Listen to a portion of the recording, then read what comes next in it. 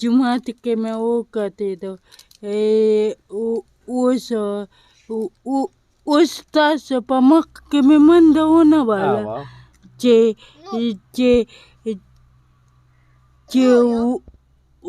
و نو تاسو له به راغلم. هغه د ګل جومات کې و. ها د ګل جومات کې و. ستا یادېږي ستا مور یادېږي او پلار او مور دواړه.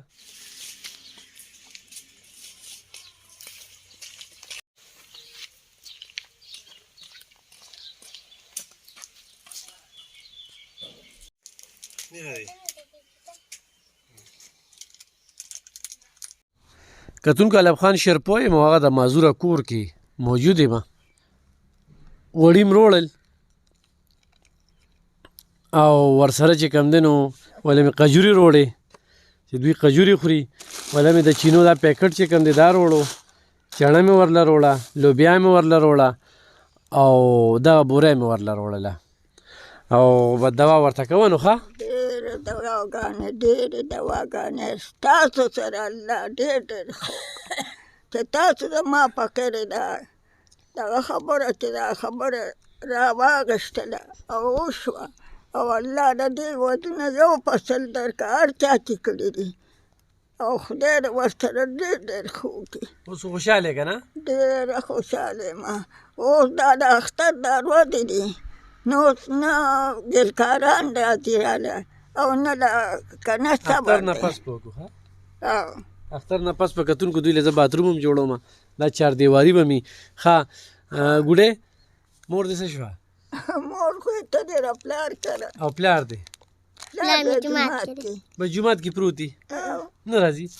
نه راځي خو په چکر راځي. په چکر راځي.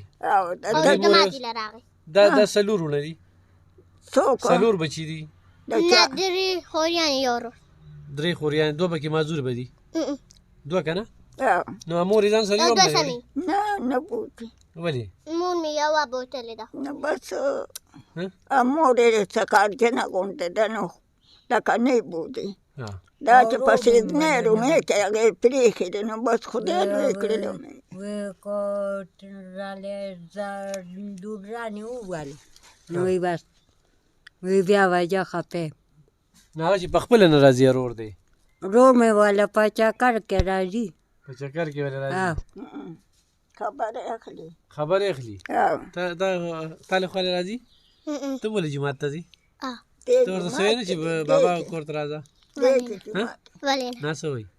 هغه وایي ښه نه راځم کور نه خبر دی څه؟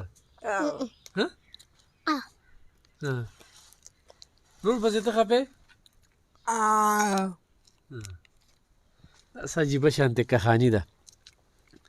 15 ورځې یو ماشوم دی مور له چا ورکړو خورزې ورکړو هغه دی غټ که هغې له یې واده وکړو چې واده وکړو 4 بچي وشو په 4 کې 2 معذوره 2 روغه د هغه دماغ و کار پرېښودو د جومات په ګوټ کې پروت دي بس کور ته نه راځي کور ته نه راځي کور دغه پرېښی دی او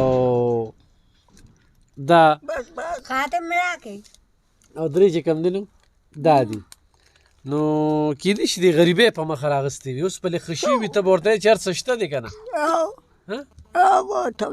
نه دی خو راشه که نه ورور دې څه شو لون مې تللی دی جوماتونه کې پلوت نه راځي نه ماقام لاسې لو جماعت مات کی او بیا لال شي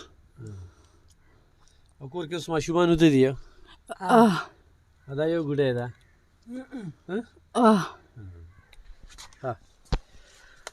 کتونکو ډېره سخته ده ډېره ګرانه ده خو الله ته اسانه ده او په دې باندې د الله نظر دا یو مور د بوډۍ د دې امسا په دغه باندې دا 15 معذوره نه دي 6 بلکې دي هغه پلار هم اوس معذوره دي هغه مو ذهني ټیک نه دی نه په جومات کې دا ولو جومات ته تللی وه بیا راله دوی جومات کې ملاقات کېږي ښه د زوی سره دا بچی هم ولې جومات ته لاړ شي یو نظر یې څه کړي بیا راشي عجیبه شانتې ده کتونکو ستاسو د وړاندې ده دغه هر څه مو له روړله انشاءالله سلسله به روانې ډېره مننه خوشحاله